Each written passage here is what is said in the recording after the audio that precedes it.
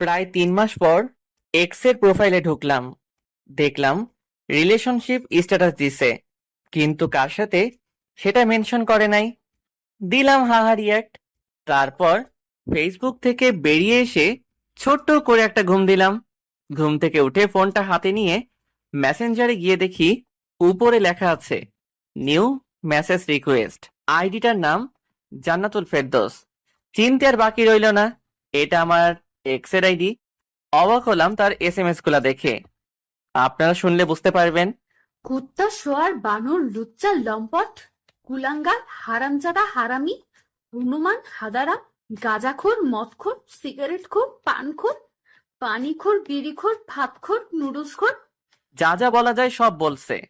ওই কুত্তা, তুই আমার স্ট্যাটাসে হাহা দিলি কেন রে? কুত্তার ল্যাচ কি কখনোই সোজা হয় না? আর তুই এতদিন কই ছিলি রে কুত্তা? তোর একবার পাই, তোর হাত পা ভেঙে দিব আমার পোস্টে হাহা দেয়া না। বাপরে বাপ, এ কি ডেঞ্জারাস মাইয়া রে বাবা! একটা হাতেই এত কিছু। ভাগ্য ভালো যে এর সাথে আমার ব্রেকআপ হয়ে গেছে, নইলে অবস্থা কেরোসিন বানিয়ে দিত। আর তুই আমারে পাইলে তবেই না হাত পা ভাঙবি, না পাইলে কেমনে? বোকা মেয়ে কোথাকার।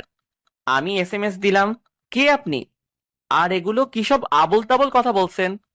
সঙ্গে সঙ্গে রিপ্লাই, কুত্তা, আমারে তুমি এখন চিনতে পারতেছো না তাই না?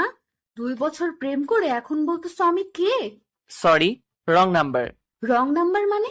আমি কি তোর সাথে ফোনে কথা বলতেছি নাকি রে বানর? ওই সেরি, এত কথা বলিস কেন? যা তুই, ব্লক।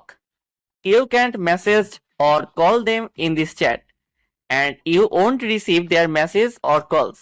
এখন কি যে ভালো লাগতেছে ভাই, আপনাদেরকে বলে বোঝাতে পারবো না। আমার সাথে ব্রেকআপ করার পর একটা বারের জন্য খোঁজ নিস নাই, এখন আবার আমারে বলতেছো আমি ভাতখোর। জীবনে তো কিছু খাওয়াস নাই আমারে। আমারটাই সারা জীবন খেয়ে গেলি, নাকি 2টা বছর খেয়ে গেলি, আর এখন আমাকেই খোটা দিচ্ছিস আমি ভাতখোর? কথাগুলো ভাবতে ভাবতেই ফোনটা বেজে উঠলো। নাম্বারটা অচেনা। ধরলাম, তারপর ওপাশ থেকে, ওই কুত্তা, তুই আমার ব্লক মারলি কেন? শোয়ার, তাড়াতাড়ি ব্লকটা ওঠা বললাম, কথা আছে তোর সাথে।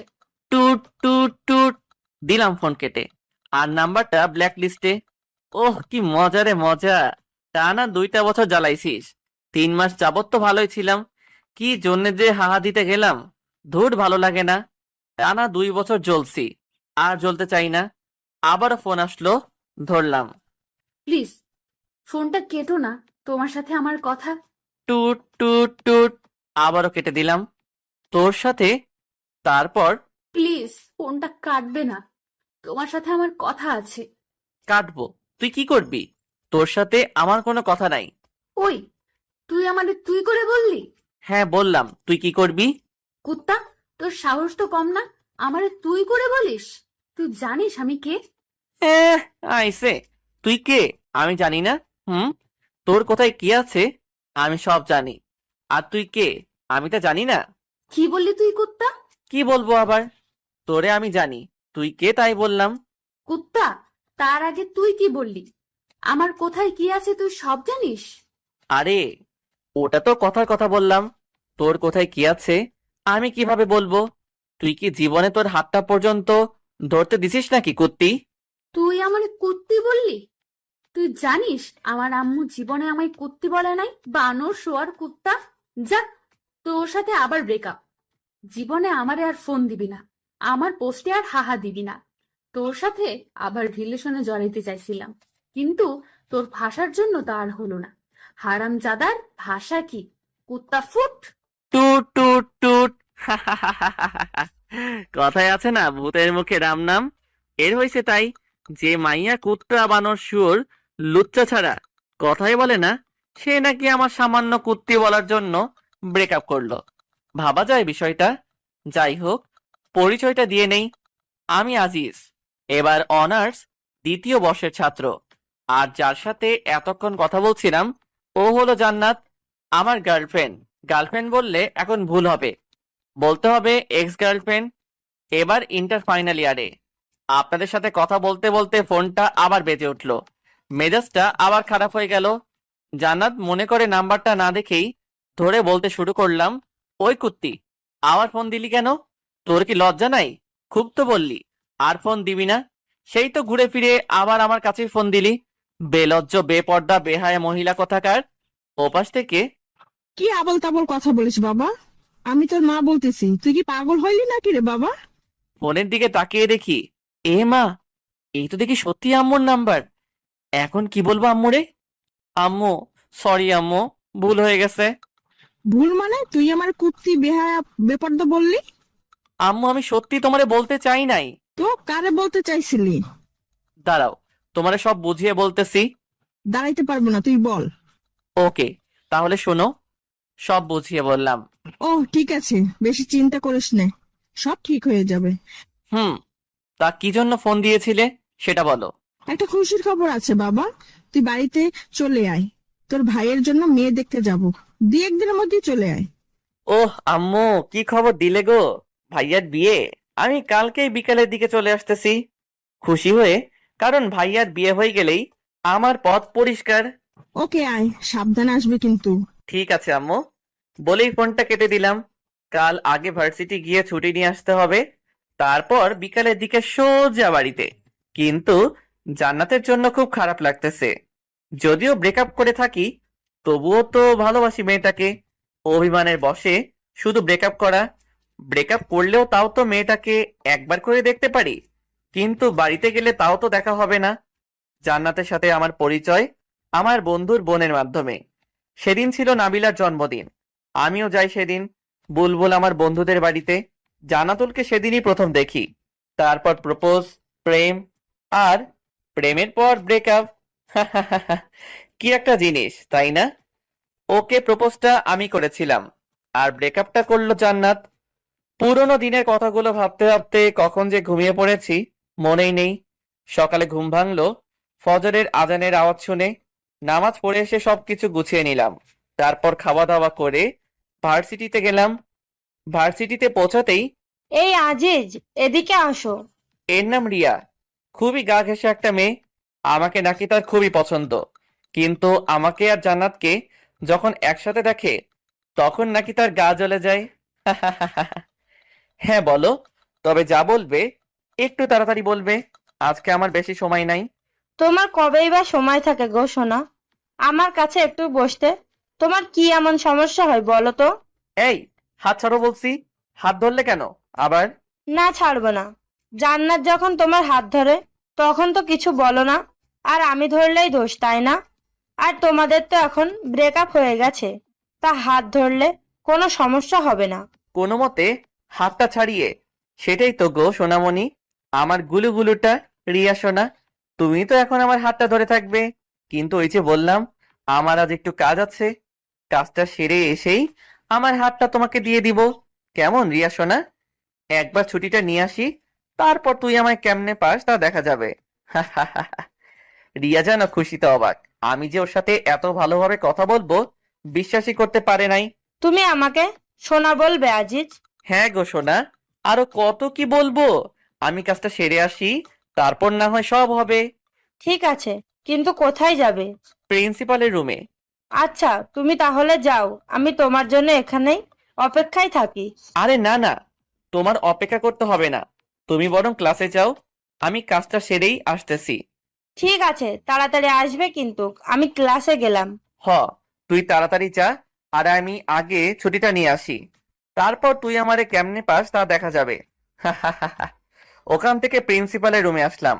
তারপর ছুটি নিয়ে দিলাম এক দৌড়ে হোস্টেলে। তারপর ব্যাগটা নিয়ে বাস স্টেশন। এদিকে রিয়া ভাবছে স্যারের রুমে আজিজ এতক্ষণ কি করে একবার দেখে আসতে হয়, যেই ভাবা সেই কাজ।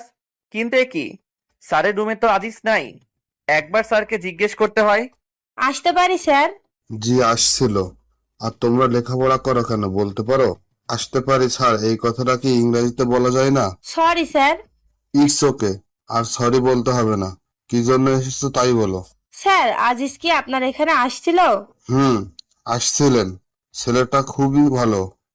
স্যার জানি, কিন্তু কি জন্য এসেছিল স্যার? ছুটি নেবার জন্য। এ হাই। এদিকে টিকিট কেটে বাসে উঠে বসে আছি। হেডফোন কানে নিয়ে বসে আছি বাসের মধ্যে। হঠাৎ চোখ গেল বাসের দরজার দিকে। একটা মেয়ে, মাশাল্লাহ দেখতে একদম দুধে আলতা। মেয়েটা দেখি আমার সিটের দিকেই এগিয়ে আসছে, আর আমি অপলক দৃষ্টিতে তার দিকে তাকিয়ে রয়েছি। আমার সামনে দাঁড়িয়ে মেয়েটি বলল, ভাইয়া, জানালার পাশের সিটটা আমার, যদি একটু এই পাশে আসতেন। ও হ্যাঁ সরি আপু, আসুন বসুন। আরে সরি বলছেন কেন? ঠিক আছে। হুম, ধন্যবাদ। আচ্ছা আপনি কোথায় যাবেন আপু? সিরাজগঞ্জ। আপনি? আরে আমিও তো সিরাজগঞ্জে যাচ্ছি। বাহ, ভালোই হলো, গল্প করতে করতে যাওয়া যাবে। তা আপনি সিরাজগঞ্জের কোথায় যাবেন? উল্লাপাড়া। আপনি? সিরাজগঞ্জেই। ও, আপনার নামটা কিন্তু জানা হলো না আপু। আমি সামিরা, অনার্স দ্বিতীয় বর্ষের ছাত্রী। আপনি? আমিও অনার্স দ্বিতীয় বর্ষে। আমি আজিজ। আমরা যেহেতু একই ক্লাসে, তাহলে আমরা তো তুমি করেই বলতে পারি। তুমি কি বলো সামিরা? অবশ্যই, কেন না। আচ্ছা সামিরা, তুমি কি সিঙ্গেল? কেন বলো তো? না, এমনি শুনতে চাইলাম। না, আমার বয়ফ্রেন্ড আছে। আর তুমি? কি আর বলবো, দুঃখের কথা, আমি বর্তমানে ঝুলে আছি। ঠিক, তোমার কথা বুঝলাম না। মানে 3 মাস আগে ব্রেকআপ হয়েছে, কাল রাতে আবার এক্স এর সাথে কথা হয়েছে। ও, তা কি কথা বললে কাল রাতে? শুনবে? বলো। কথাগুলো শুনে যদি তোমার হাসতে হাসতে কাপড় খুলে যায়, তাহলে আমি কিন্তু দায়ী নই। ধুর, ফাজলামো করো নাকি? বলো তো। তাহলে শোনো, কাল রাতে সব কথাগুলো সামিরাকে বললাম। মেয়েটা হাসতে হাসতে যেন গড়াগড়ি খাওয়ার মতো অবস্থা। আমার সব কথা শুনে সামিরা হাসতে হাসতে বলল, আজিজ, তুমি তাহলে ভাত খোর? তুমিও শুরু করলে নাকি? আরে না, এমনি মজা করলাম। হুম। আচ্ছা আজিজ, একটা কথা বলবো। হুম, বলো। তুমি যদি ভাতখোর হও, তাহলে তুমি এত চিকন কেন? তোমায় তো দেখে মনে হয় না তুমি ভাতখোর। ধুর, ফাইজলামো করছো আমার সাথে। যাও, তোমার সাথেও কথা নাই। আরে আরে, রাগ করো কেন? আমি তো মজা করলাম। হুম। আচ্ছা সামিরা, ভাতখোর কাকে বলে বলতে পারবে? আমি কিন্তু এর মানেটা বুঝলাম না। ওটা তোমার গার্লফ্রেন্ডের কাছেই জিজ্ঞেস করো, আমি বলতে পারলাম না। মেয়েটার সাথে কথা বলতে বলতে তার গন্তব্যস্থানে পৌঁছে গেলাম। বাসের মধ্যে দুজন যতটা সময় একসাথে ছিলাম, সারাক্ষণ সামিরার মুখে হাসি ছিল। যাওয়ার সময়, আজিজ, তুমি কিন্তু খুবই মজার একটা মানুষ। যতক্ষণ তোমার সাথে ছিলাম, খুবই এনজয় করলাম মুহূর্তটা। আর তোমার কথা শুনে যতটুকু বুঝলাম, জান্নাত তোমাকে খুবই ভালোবাসে। আর অভিমানের বশে শুধু তোমার সাথে এমন ব্যবহার করেছে। হুম, আমি জানি। আমি কিন্তু তোমার গার্লফ্রেন্ডকে চিনি। কি বলো, কিভাবে? সময় হলে জানতে পারবে। আল্লাহ হাফেজ, ভালো থেকো। আজিজ আর জান্নাতের সাথে আবার ভাব করে নিও। আল্লাহ হাফেজ সামিরা। কিন্তু তুমি কিভাবে জান্নাতকে চেনো, সেটা তো বলে যাও। যা, মেয়েটা চলে গেল। দূর, ভালো লাগে না। আবার একটা রহস্যের মধ্যে রয়ে গেলাম। আবার ওর নামটা ছাড়া কিছুই জানা হলো না, এমনকি ফোন নাম্বারটাও নেওয়া হলো না। কথাগুলো ভাবতে ভাবতে আমার গন্তব্যস্থানে পৌঁছে গেলাম। আমার শহর উল্লাপাড়াতে। বাস থেকে নেমে একটা সিএনজি নিয়ে সোজা বাড়িতে। দরজার সামনে এসে কলিং বেল বাজাতেই আম্মু এসে দরজা খুলে দিলেন। কি রে, এত তাড়াতাড়ি এসে গেলি? কই আসলাম এতদিন পর, একটু আদর যত্ন করবে, তা না, বলছো এত তাড়াতাড়ি চলে আসলাম। আর এখন কত বাজে সেদিকে খেয়াল আছে তোমার আম্মু? বিকাল 5:30 বাজে। আচ্ছা বাবা, আমার ভুল হয়ে গেছে, মাফ কর আমাকে। এখন যা, ফ্রেশ হয়ে এসে খাবি কিছু। হুম। ভাইয়া কোথায়? তোর ভাইয়ে তার রুমেই আছে। ওকে আম্মা যান, আমি গেলাম, বলেই সোজা আমার রুমে চলে গেলাম। তারপর ফ্রেশ হয়ে খাওয়া দাওয়া করে ভাইয়ার রুমে গেলাম। গিয়ে, কি করছিস ভাইয়া? আরে আজিজ, তুই তুই কখন আসলি? আয় এদিকে, আয় বস এখানে। হুম। ভাইয়া শুনলাম কাল নাকি তোর জন্য মেয়ে দেখতে যাবে। হ্যাঁ, সেই জন্যই তো তোকে নিয়ে আসলাম। কিন্তু তুই নাকি একটা মেয়ের সাথে রিলেশন করিস, তাহলে তার কি হবে? আরে বোকা, তোর আবার কি হবে? ওর সাথেই তো বিয়েটা ঠিক হলো, আমার পছন্দের মানুষের সাথে। ভাইয়া, তোর সাথে তো তোর ভালোবাসার মানুষটার বিয়ে হচ্ছে, কিন্তু আমার যে কি হবে আল্লাহ ভালো জানে। কি রে, এত কি ভাবিস? কই কিছু না তো। হুম। তা তোর জান্নাতুলের কি খবর? এখন কি তোর ঝাড়ির উপর রাখে নাকি? ধুর, তুই যে কি বলিস না ভাইয়া। মেয়েটা কিন্তু খুব ভালো। হ, তোরে কইছে মেয়েটা ভালো। তুই কি ওরে দেখছিস নাকি? দেখি নাই, তবে কথা তো বলেছি। তুই থাক তোর কথা নিয়ে, আমি গেলাম। এখন ঘুমাবো। আবার ডাকতে যাস না জানো। কাল কখন যাবি? ভাবি কি দেখতে তাই বল। সকাল 10টার দিকে। Okay bye. বলেই আমার রুমে চলে আসলাম। সারাদিন অনেক ধকল গেছে, এখন একটু ঘুমাই। হঠাৎ করে ঘুমটা ভেঙে গেল। টেবিলের দিকে তাকিয়ে দেখি জান্নাত। জান্নাত সাজগোজ করতেছে। আমি তো দেখেই অবাক। ঠোঁটে হালকা লিপস্টিক, চুলগুলো খোপা করা, পরনে একটা কালো শাড়ি। আমি দেখে যেন মুগ্ধ হয়ে ওর দিকে তাকিয়ে আছি। আমার তাকিয়ে থাকা দেখে জান্নাত বলল, কি দেখো অমন করে?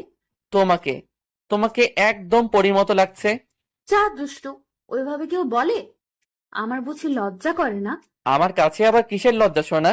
আসো, কাছে আসো, আজ তোমার সব লিপস্টিক খাবো। বলেই হাত ধরে একটানে বুকে নিয়ে আসলাম। হাই, এই কি করো? দেখো কি করি। বলেই জান্নাতের ঠোঁটে আমার ঠোঁট চোখ বুঝে ডুবিয়ে দিলাম। কিছুক্ষণ পর, এ কি জান্নাত, তোমার ঠোঁট বালু বালু লাগে কেন? কি হলো, কথা বলো না কেন? জান্নাত, তোমার লিপস্টিক পানি পানি লাগে কেন? চোখ খুলে তাকিয়ে দেখি জান্নাত নেই, আর আমার সামনে রয়েছে দেয়াল। আর ওটা লিপস্টিক না, আমার ঠোঁট কেটে রক্ত বের হচ্ছে। রক্ত দেখে দিলাম এক চিল্লানি। এক চিল্লানিতে পুরো বাড়ি আমার রুমের মধ্যে। কি রে, কি হয়েছে? এত জোরে চিল্লাস কেন? এ কি তোর ঠোঁট কাটলো কেমনে? কি রে, এতখানি কাটলো কিভাবে? সত্যি করে বলতো, কিভাবে কাটলি? খাটে থেকে পড়ে টরে গেছিলি নাকি? এখন এদের আমি কি বলবো? যদি বলি স্বপ্নের মধ্যে জান্নাতকে চুমু দিতে গিয়ে দেয়ালের সাথে ঠোঁট ঘষেছি, তাহলে তো মান ইজ্জত সব যাবে। আসলে ভাইয়া, আম্মু, আমি খাটে থেকে পড়ে গেছিলাম। তোমরা তো জানোই আমার ঘুমের মধ্যে এপাশ ওপাশ করার স্বভাব আছে। সাবধানে ঘুমাতে পারিস না? খুব বাসলাম। কি একটা কাণ্ড হয়ে গেল বলুন তো। এই জান্নাত কি ঠিক মতো ঘুমাইতেও দেবে না? স্বপ্নের মধ্যে কত সুন্দর একটা ব্যবহার করলো, কিন্তু সামনাসামনি, ওরে বাবা, একদম পেটনি। জান্নাত সবার সাথে ভালো ব্যবহার করে, শুধু আমার বেলায় এমনটা করে কেন বুঝি না।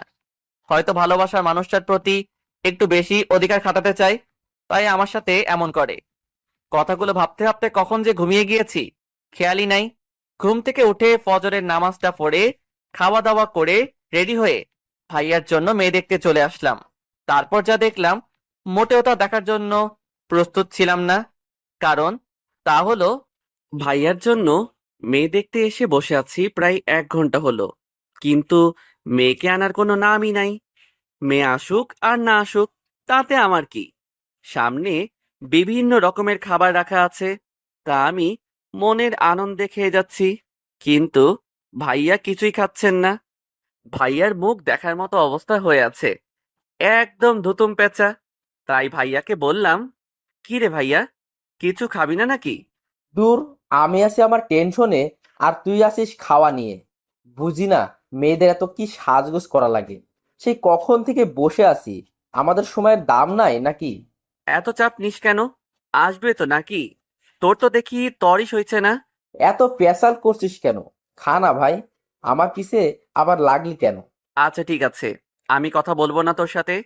আমি খাই, আর তুই অপেক্ষায় থাক ভাবিকে দেখার জন্য। আমি আর কোনো কথা না বলে খাওয়াতে মন দিলাম। নিচের দিকে তাকিয়ে খাইতেছি।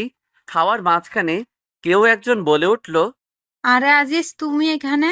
তাকিয়ে দেখি সামিরা। তুমি এখানে কি করো? আরে সামিরা, তুমি? আমি তো আমার ভাইয়ার জন্য মেয়ে, মানে আমার ভাবিকে দেখতে এসেছি, কিন্তু তুমি এখানে কি করো? আরে আমি তো দুলালের। দুলালি আমার হবু ভাবির নাম। আমি এখানে থাকবো না তো কে থাকবে? কি রে, তোরা একে অন্যকে চিনিস নাকি? তুমি কিন্তু বললে না কিভাবে জান্নাতকে তুমি চেনো। তোমায় তো বললামই, সময় হলে ঠিক জানতে পারবে। তাহলে তুমি বলবে না, তাই তো? আরে পাগল, রাগ করো কেন? তোমার ভাবি কি বিষয়টা জানে যে তুমিও প্রেম করো? ধুর, ভাবি জানবে কিভাবে যে আমি প্রেম করি? ভাবিকে তো আমি আজকেই প্রথম দেখলাম। তার মানে তুমি এর আগে তোমার ভাবিকে কখনো দেখো নাই?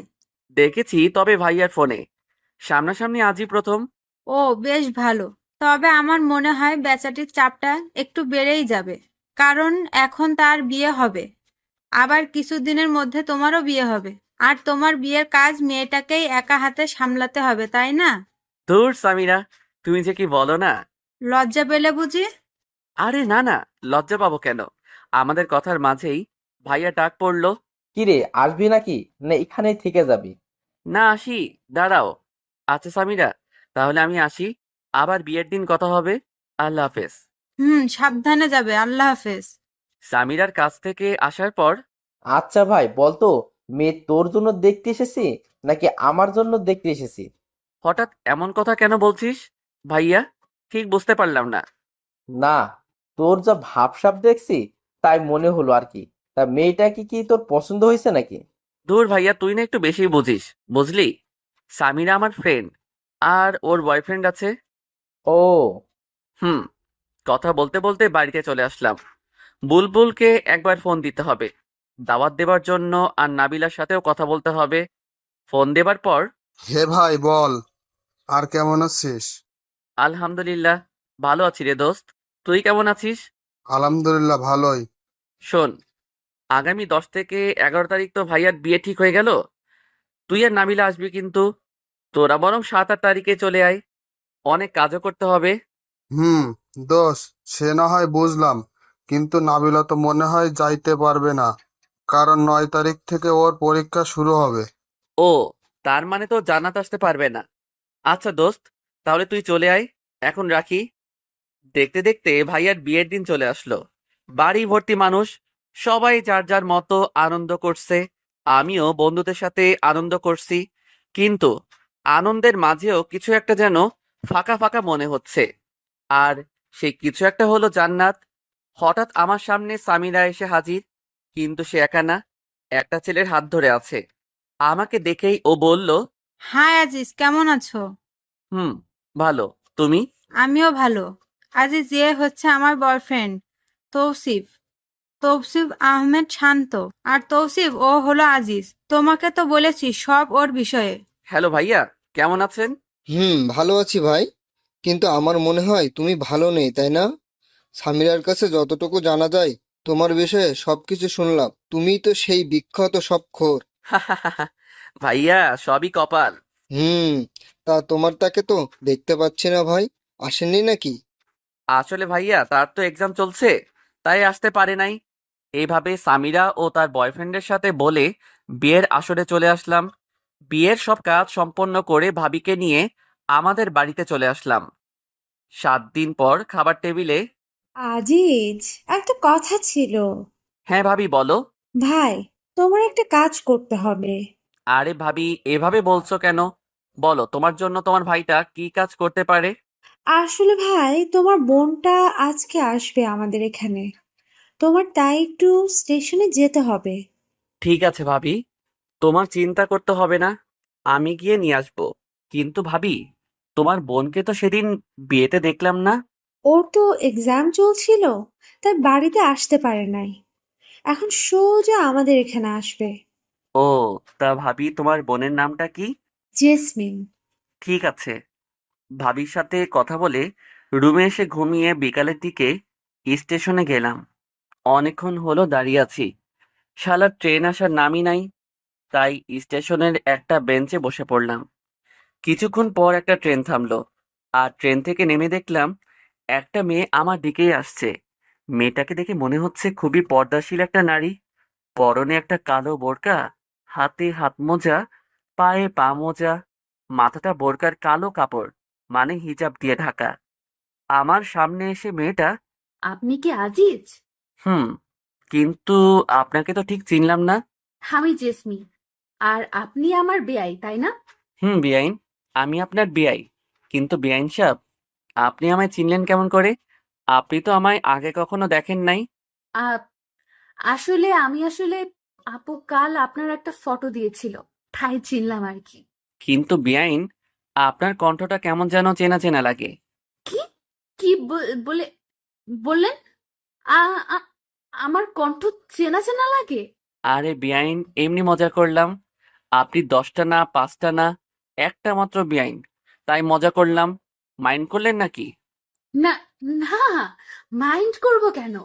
আমি কি এখানেই দাঁড়িয়ে থাকবো, নাকি আমাকে আপনাদের বাড়িতে নিয়ে যাবেন বেআই মশাই? ও হ্যাঁ, চলুন চলুন। চলুন। তারপর বেআইনকে নিয়ে বাড়িতে চলে আসলাম, আর ভাবিকে বললাম, ভাবি, এই নাও তোমার আমানত, সশরীরে নিয়ে এসেছি। ভাই, ধন্যবাদ। স্বাগত।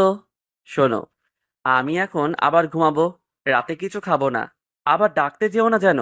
সকালে বুকের উপর কিছু একটা ভারী ভারী অনুভব করলাম। মনে হচ্ছে কেউ একজন আমার বুকের উপর মাথা রেখে শুয়ে আছে। চোখ খুলে তাকিয়ে দেখি, এ কি? এ তো জান্নাত। জান্নাত কিভাবে আমার রুমে আসলো? আর আমার বুকে মাথা রেখে শুয়ে আছে কেন? নাকি আমি আবার সেদিনের মতো স্বপ্ন দেখছি? হয়তো স্বপ্নই হবে। সেদিন স্বপ্নে জান্নাত মনে করে দেয়ালের সাথে কি একটা কাণ্ড হয়ে গেল। ভাবতেই কেমন গা কেমনটা করে ওঠে। কিন্তু যদি এটা মানুষই না হয়, তবে এত ভারী ভারী লাগে কেন? হাতে একটা চিমটি কেটে দেখলাম, না, এটা তো স্বপ্ন না, সত্যি এটা জান্নাত। একবার ধাক্কা দিয়ে দেখি কে এটা। এই মেয়ে, ওঠো। এই, কি হয়েছে? ধাক্কাও কেন?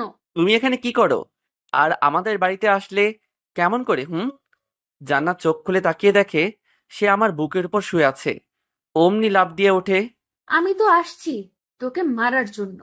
বুঝলাম, আমাকে মারতে এখানে আসছো, কিন্তু আমার বুকের উপর কি করো? আমি তো রুমে এসে দেখি তুই ঘুমিয়ে আছিস, তাই কিছু বলি নাই। কারণ আমি যাকে মারি সামনাসামনি মারি। আমি কি ভীতু নাকি? তাও বুঝলাম তুমি ভীতু না, কিন্তু আমাদের বাড়িতে আসলে কেমন করে তাই বলো। কাল তো তুই নিজেই আমাকে নিয়ে আসলি। কি বলো? আমি কখন তোমাকে নিয়ে আসলাম? কাল বিকালে। ধুর, ফাজলামো করিস নাকি আমার সাথে? কাল বিকালে কোথায় থেকে তোমাকে নিয়ে আসলাম? হুম কেন স্টেশন থেকে? আরে, কাল তো আমি আমার ভাবির বোনকে স্টেশন থেকে নিয়ে আসছি। তোমাকে কখন নিয়ে আসলাম? তোর ভাবির বোনই আমি। কিন্তু ভাবি যে বলল তার বোনের নাম জেসমিন। তো কি হয়েছে? তোমার নাম তো জান্নাত, জান্নাতুল ফেরদৌস। জেসমিন আমার ডাক নাম। ওই নামে শুধু আপুই ডাকে। তার মানে এক্স গার্লফ্রেন্ড এখন আমার বেআইন? ওই কুত্তা, তুই যে আমার এক্স ছিলি বা তোর সাথে যে আমার সম্পর্ক ছিল, এটা যেন আমার আপু না জানতে পারে। শুধু আপু না, কেউ যেন জানতে না পারে। হয়, আমার তো আর খেয়ে দে কাজ নাই যে তোর মতো একটা পেতনি আমার গার্লফ্রেন্ড ছিল, এটা সবাইকে বলে বেড়াবো। কুত্তা, তুই আমারে কি বললি? আমি পেতনি? ভুল কিছু তো বলি নাই। দাঁড়া কুত্তা, আজ তোর একদিন কি আমার একদিন। বলতেই জান্নাত কিছু একটা খুঁজতে লাগলো, আর রুমের এক কোণ থেকে একটা ফুলঝাড়ু পেল। ওইটা হাতি নিয়ে আমার দিকে তেড়ে আসলো মারবার জন্য। যেই বাড়ি মারবে অমনি ভাবির ডাক পড়লো। জান্নাত, এই জান্নাতুল, কই গেলি? ভাবি, বেআই সাহেব আমার রুমে। জান্নাত অমনি ফুলঝাড়ুটা ফেলে দিল। কি রে, এখানে কি করছিস?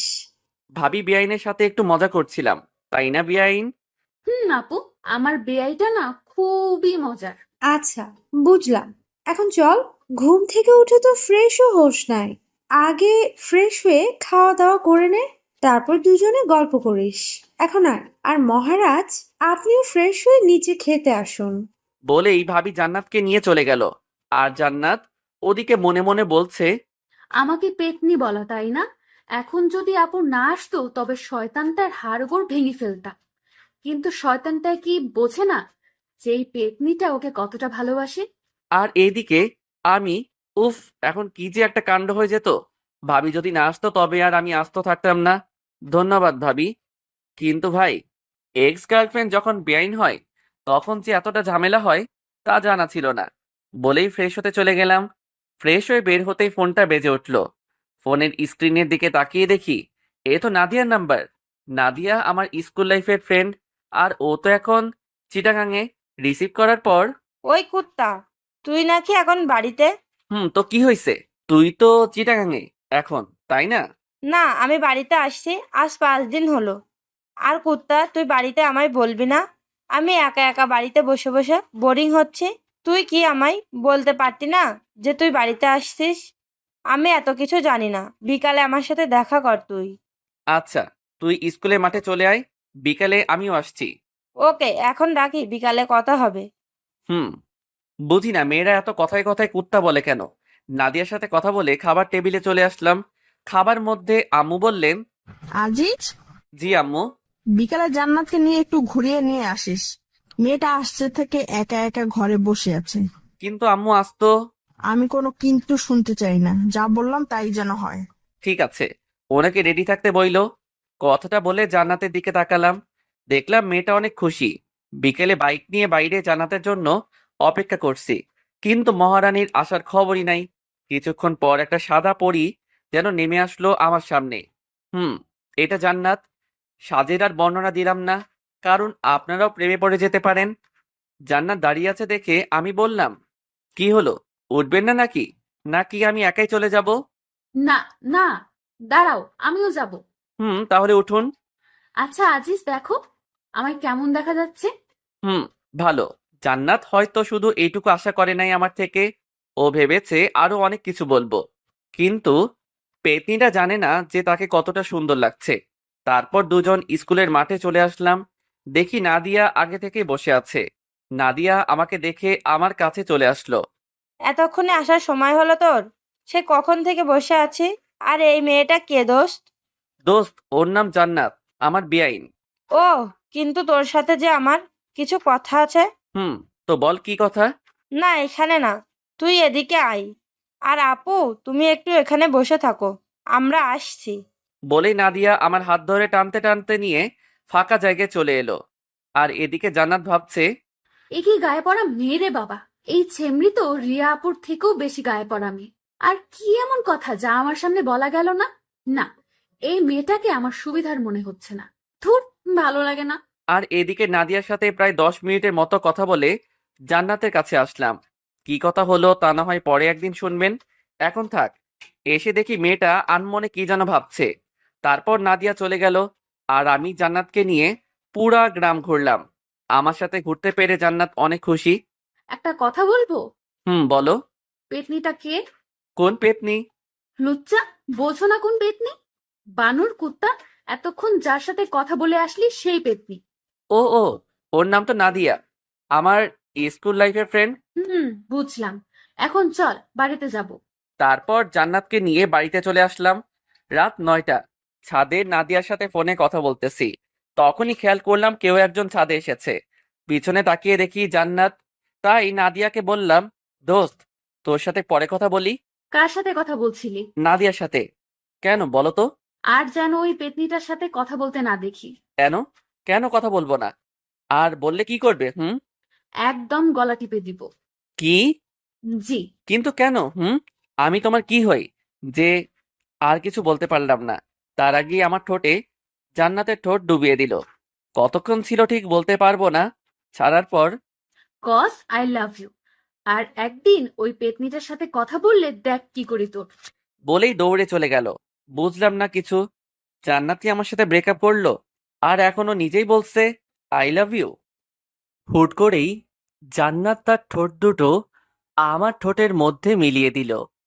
কতক্ষণ যে দুজনের ঠোঁট একত্রে ছিল তা বলতে পারা মুশকিলই বটে। ছাদ থেকে রুমে এসে শুয়ে থেকে ভাবছি কি থেকে কি হয়ে গেল। আর মুচকি মুচকি হাসছি যে মেয়েটা গত 2 বছর আমাদের রিলেশন চলাকালীন নিজে থেকে আমার হাতটা পর্যন্ত ধরছে কিনা মনে নেই, আর আজ সেই মেয়েটাই চুমু দিয়ে দিল। ভাবা যায়?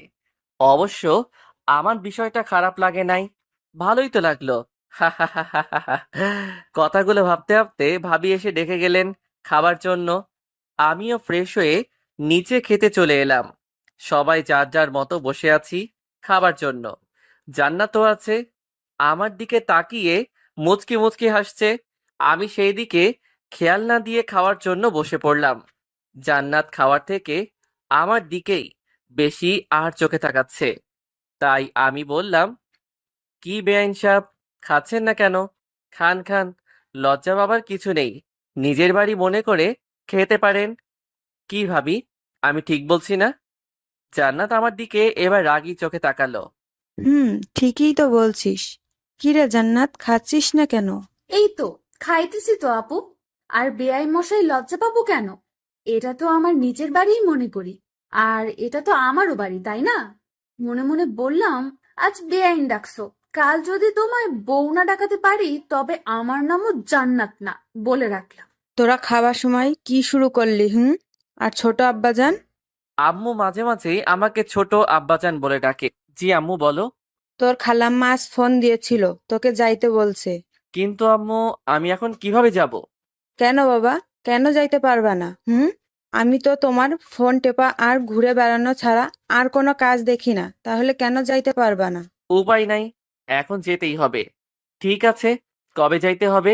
কাল সকাল সকাল বেরিয়ে পড়বি, আর 4-5 দিন থেকে তারপর বাড়িতে আসবি। তোর খালামণির কাছ থেকে আবার যেন শুনতে হয় না তুই বাড়ি আসার জন্য তার কাছে বায়না করছিস। ঠিক আছে, 4-5 দিন থেকে তারপর বাড়িতে আসবো। এবার খুশি? খুশি।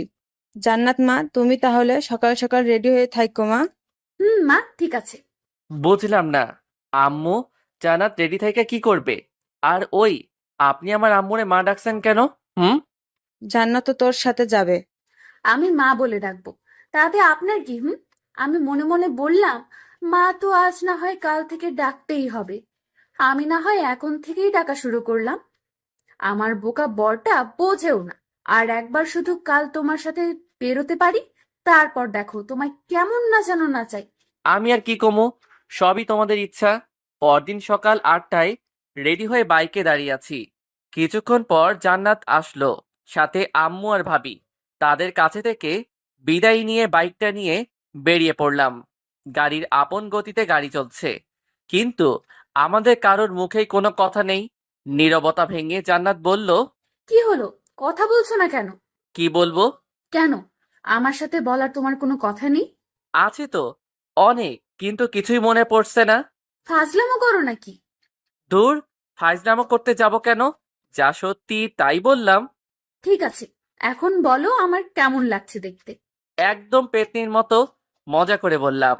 দেখতে তো মাশাআল্লাহ পরীর মতো সুন্দর। কি বললি কুত্তা? আউ, মারলে কেন? যা সত্যি তাই তো বললাম। আমার পেতনির মতো দেখতে, তাই না?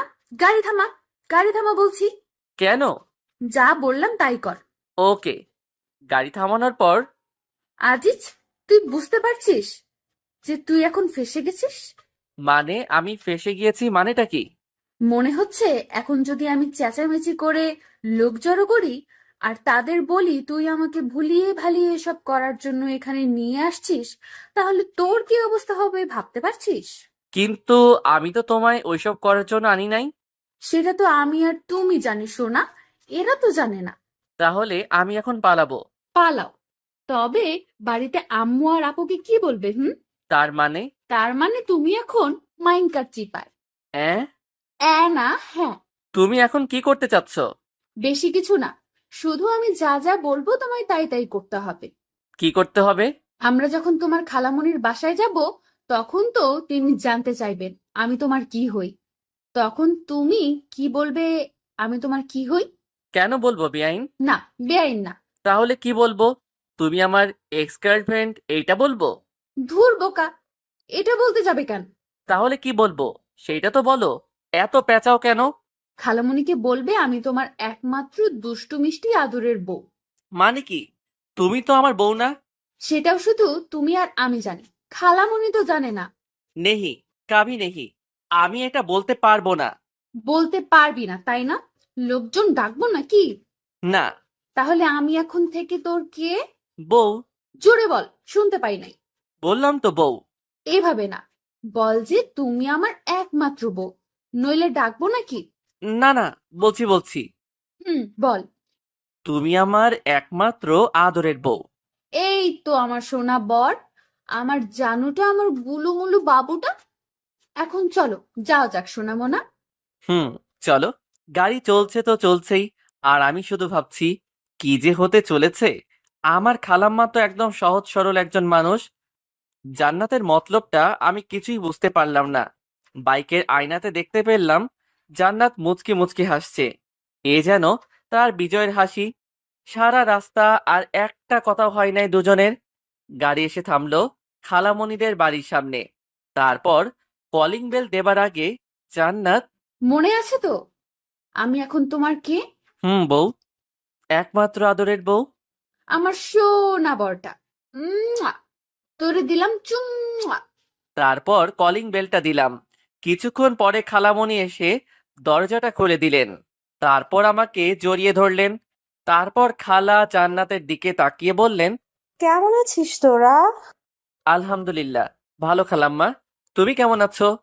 আলহামদুলিল্লাহ, আমিও ভালো আছি। ও, নিশ্চয় আমাদের বৌমার বোন, তাই না? জি খালাম্মা, তাছাড়াও আমার একটা পরিচয় আছে। কি গো, বলো না কেন, বলো। আরো একটা পরিচয় মানে? সেটা কি? না মানে খালা, জান্নাত, জান্নাত আমার বউ। কি? তোমরা বিয়ে করে নিলে আর আমাকে জানালে না? খালামণি, আমরা যে বিয়ে করেছি এটা কেউ জানে না। এমনকি আমাদের এখনো বাসরটাও হয় নাই। কত শখ ছিল আমার বরটার সাথে বাসর করব, তা এখনো হয়ে ওঠেনি। মাইয়াই বলে কি, এখানে আবার বাসর কই থেকে আসলো? কি করতে চাচ্ছে জান্নাত? আমি তো কিছুই বুঝতে পারছি না। প্রথমে বিয়ে না করেই আমার বউ হয়ে গেল, আর এখন বলছে বাসরের কথা। আল্লাহ, রক্ষা করুন আমায়। কোথায় যে ফেসে যাচ্ছি নিজেও তো বুঝতে পারছি না। কি? তোরা যে বিয়ে করেছিস বাড়িতে কেউ জানে না? না গো খালামণি, কেউ জানে না। আজিজ বলল খালামণি নাকি অনেক ভালো, আর তোমার কাছে আসলে নাকি তুমি সবকিছু সমাধান করে দিবে। তাই তো তোমার কাছে আমরা চলে আসলাম। তোরা চিন্তা করিস না, আমি সব ঠিক করে দেব। আর আজিজ, তুই বিয়ে করবি আমাকে একবার বলতে পারতি, আমি কি না করতাম নাকি রে বাবা? তুই জানিস না তোর খালামণি তোকে কতটা ভালোবাসে?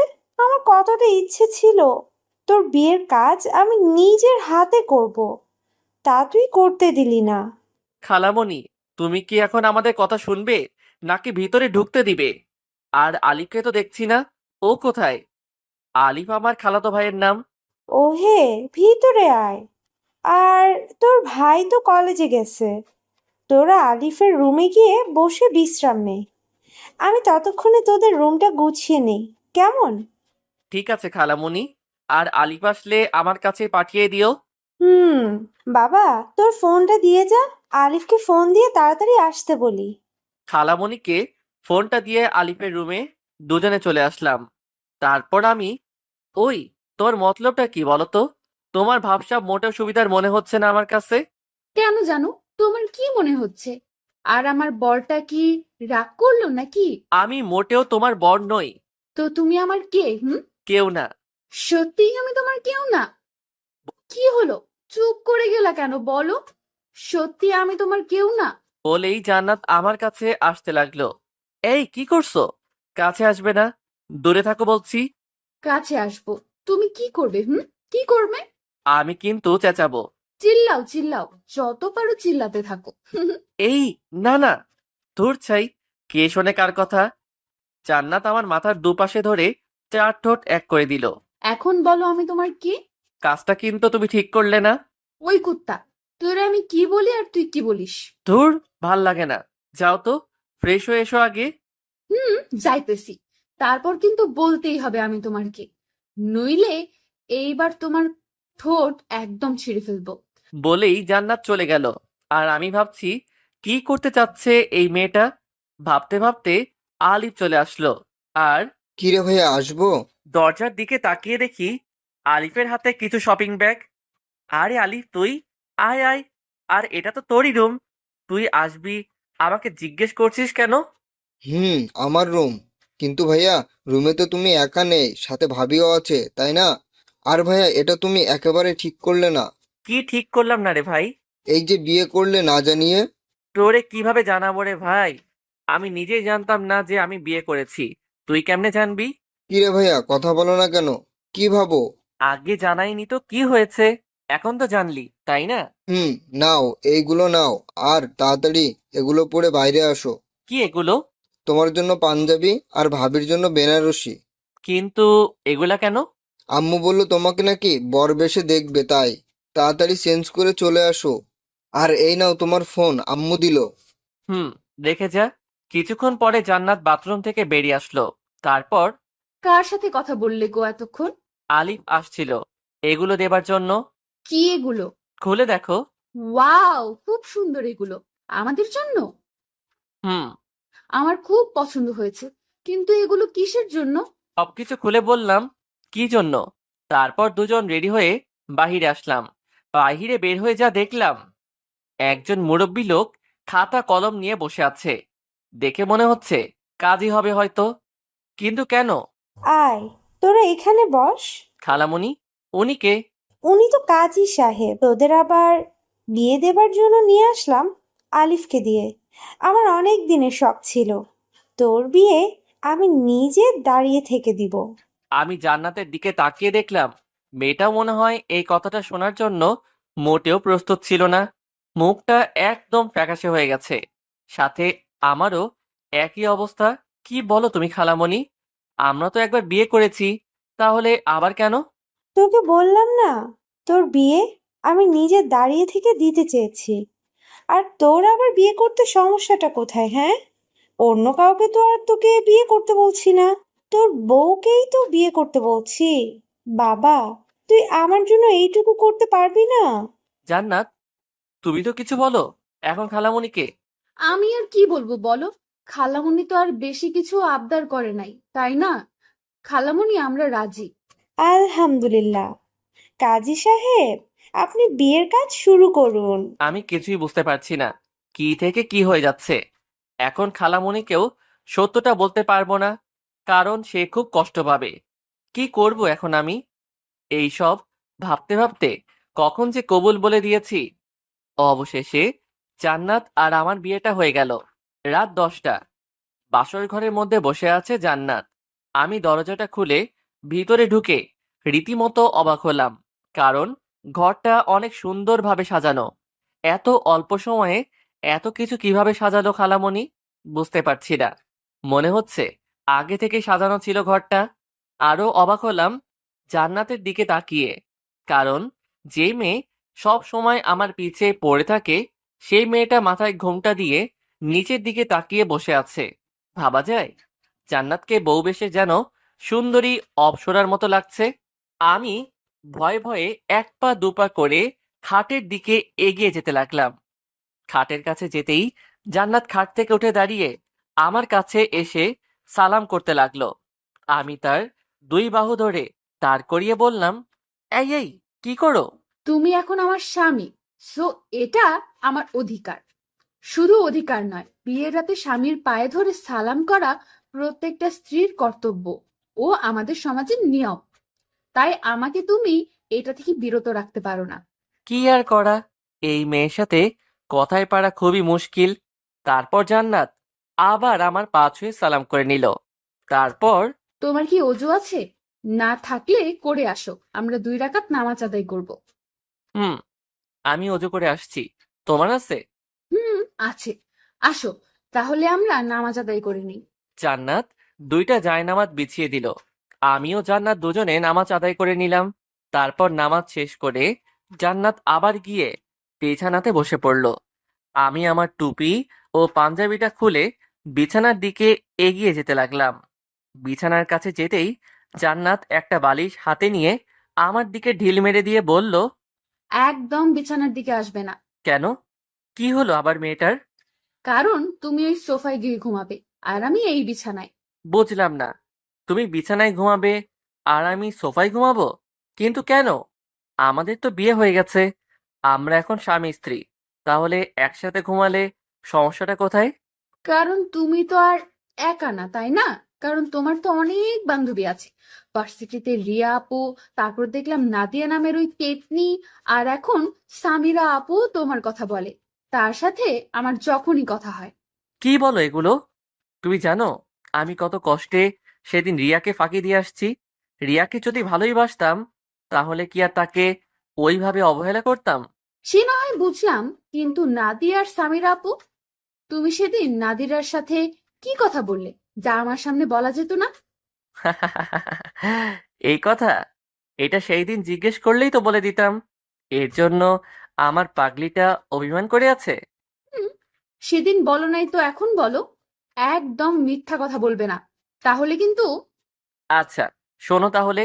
নাদিয়া আমার স্কুল জীবনের বান্ধবী, আর তোমার বেস্ট ফ্রেন্ডের ভাইয়ের গার্লফ্রেন্ড। ঠিক বুঝলাম না। তোমার বেস্ট ফ্রেন্ড তো নাবিলা, আর নাবিলার ভাই তো বুলবুল ভাইয়া। তার মানে নাদিয়া আপু বুলবুল ভাইয়ের গার্লফ্রেন্ড? হুম, মাই ডিয়ার বউ, তোমার আর আমার মধ্যে যেমন মনোমালিন্য হয়েছিল ঠিক তেমনি ওদের মধ্যেও একই অবস্থা হয়েছিল। তাই আমি তাদের সব কিছু ঠিক করে দিলাম। আর তুমি তো জানোই তোমার সামিরা আপুর বয়ফ্রেন্ড আছে। তাহলে, আর সামিরা আমার একজন ভালো ফ্রেন্ড, বুঝতে পারলেন বউ? বলেই বালিশটা হাতে নিয়ে সোফার দিকে যেতে লাগলাম আর বললাম, তাহলে আমি কি এখন সোফাতে ঘুমাবো? কেন? তুমি তো বললে আমি যেন বিছানাতে না যাই। আমি আমি কখন তোমাকে বললাম? এইমাত্র বললে। ও, বুঝতে পারছি। তুমি তো আমায় ভালোই বাসো না, তাই তো সোফায় ঘুমাতে চাইছো না, তাই না? বুঝি তো, সব বুঝি। ও, এখানেও আমার দোষ হয়ে গেল, তাই না? নিজের কাঁধে কখনোই দোষ নিবা না। আমার বর থাকতে আমি কেন দোষ নিতে যাব? হুম। হয়েছে। আমার বরটার আর মন খারাপ করে থাকতে হবে না। আসো সোনামণি, তোমায় একটু আদর করে দিই। বলেই এক লাফে সোজা জান্নাতের কোলে মাথা রেখে শুয়ে পড়লাম। আর জান্নাত আমার মাথায় হাত বুলিয়ে দিতে লাগলো। আচ্ছা জান্নাত, ধরো যদি আমি সত্যি ওদের একজনের সঙ্গে প্রেম করতাম, তাহলে কি করতে? তোমার মাথার সব চুলগুলো ন্যাড়া করে দিতাম, হাত পা ভেঙে দিতাম, আর নাকে ঘুষি মেরে নাক ফাটিয়ে দিতাম। হুম। ওরে বাবা, এত কিছু করতে? তখন তো আমায় কেমন বাজে দেখা যেত। তখন তাতে আমার কি? তখন তো সবাই বলতো, দেখ দেখ জান্নাতের বরটাকে কেমন বাজে দেখা যায়। হুম, বলতো, কিন্তু কেউ তো আর তোমায় আমার থেকে আলাদা করতে পারতো না। বাহ, তোমার মাথায় তো সেই লেভেলের বুদ্ধি। তা আমায় কি এখন অমন করবে নাকি, যাতে আমার দিকে কেউ নজর না দেয়? না, তা করব না। তবে এমন কিছু করব যাতে করে কেউ তোমার উপর নজর দিলেও তোমার নজর যেন তাদের উপর না পড়ে। সেটা কি হবে? আমার বেবি লাগবে, একদম ফুটফুটে কিউট বাচ্চা, যাতে তুমি তার কথা চিন্তা করে হলেও আমাদেরকে ছেড়ে না যাও। বলেই কেঁদে দিল আমার বুকের উপর মুখ লুকিয়ে। ধুর পাগলি, তোমাকে ছাড়া আমি বাঁচবই না। ছেড়ে যাওয়া তো দূরের কথা, জান্নাতুলকে জড়িয়ে ধরে তার কপালে একটা চুমু দিয়ে সত্যি তো? কখনো আমাকে ছেড়ে যাবে না তো? নেহি বউ, কাবি নেহি। তারপরও আমার বেবি লাগবেই। আর আজকে থেকেই মিশন শুরু করব আমরা। আজকে থেকেই? হুম। তাহলে দেরি কেন? চলো লেগে পড়ি, আমাদের মিশন স্টার্ট করি, কি বলো? যা দুষ্টু। ইস, আমার বউ তো দেখি লজ্জাও পায়। আসো আসো, আরো কাছে আসো। বউ, আর লজ্জা পেতে হবে না। আসো, আমাদের মিশনটা স্টার্ট করা যাক। বলেই জান্নাতের ঠোঁটে আমার ঠোঁট ডুবিয়ে দিলাম। ধীরে ধীরে আমরা একে অন্যের মাঝে হারিয়ে যেতে লাগলাম। সবকিছু জানতে চাহিয়া লজ্জা দিবেন না।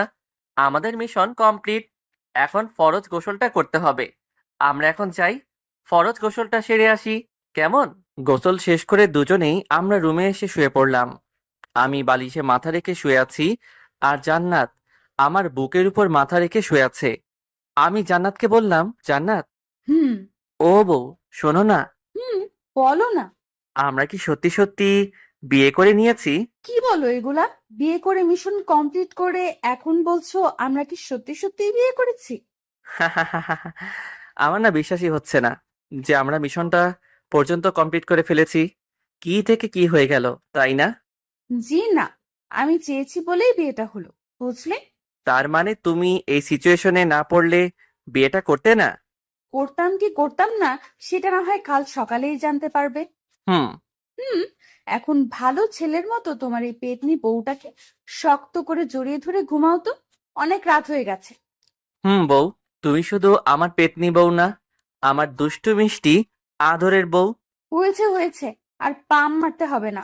নাও এবার ঘুমাও।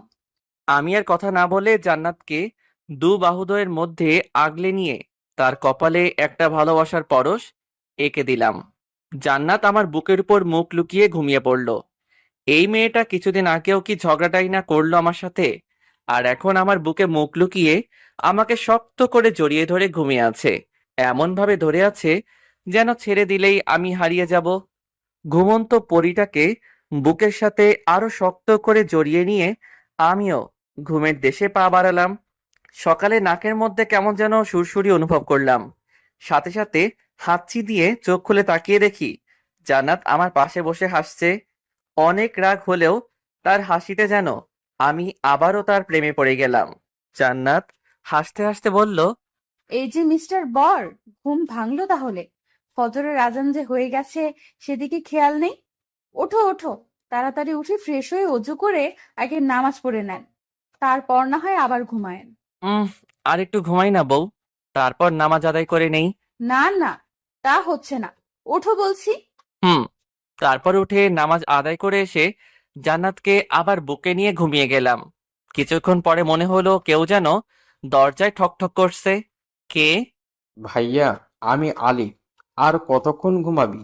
এবার তো ওঠো, আম্মু খাবার জন্য ডাকছে তো। খালামণিকে বল আসছি। তুই এখন যা তো ভাই, 5 মিনিট লাগবে আমার। তারপর আলিফ চলে গেল। আমি জান্নাতকে নিয়ে দরজা খুলে বের হলাম। তারপর যা দেখলাম তার জন্য মোটেও প্রস্তুত ছিলাম না। কারণ আমার সামনে দাঁড়িয়ে আছে আম্মু, আব্বু, ভাইয়া আর ভাবি। আমি তাদের দেখে একদম থ হয়ে গেলাম। এরা এখানে কিভাবে আসলো?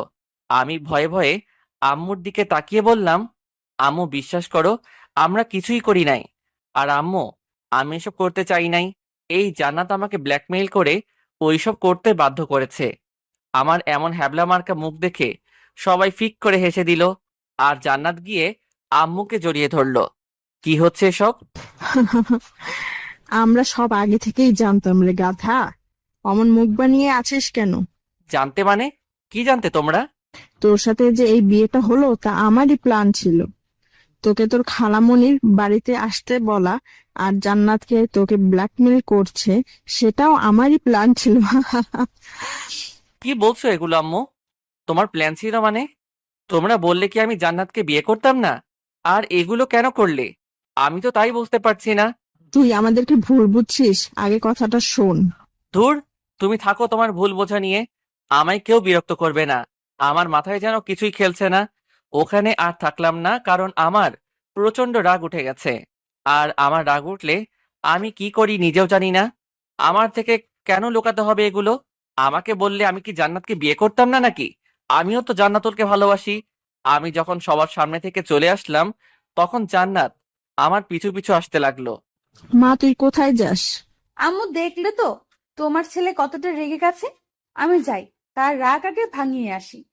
আর আম্মু, আমি তোমাদের আগেই বলেছিলাম আজিজকে না জানিয়ে এসব করলেও রেগে যাবে। আমি জানি রে মা, আমার ছেলেটা একটু বেশি বদমেজাজি, আর আমরা তো ওর ভালোর জন্যই ওকে কিছু জানাইনি। আজ যখন জানতে পারবে আমার জন্যই ওর বদমেজাজটা একটু কমেছে, তখন দেখবে সব ঠিক হয়ে যাবে। কিন্তু আম্মু, এখন আমি কি করব? তোর কিছুই করতে হবে না রে মা। 2 ঘন্টা পর আমি রুমে শুয়ে আছি। কে যেন দরজাটা খুলে ভেতরে আসলো। তাকিয়ে দেখি জান্নাত, হাতে খাবারের থালা। আমার কাছে এসে, ওঠো, খেয়ে নিবে। সেই সকাল থেকে এখনো কিছুই খাওনি। কি হলো? আমি কিছু বলছি। আমিও কিন্তু এখনো কিছুই খাইনি। আর আম্মু আমাদের ভালোর জন্যই এগুলো করেছে। আর কেন করেছে শুনবে?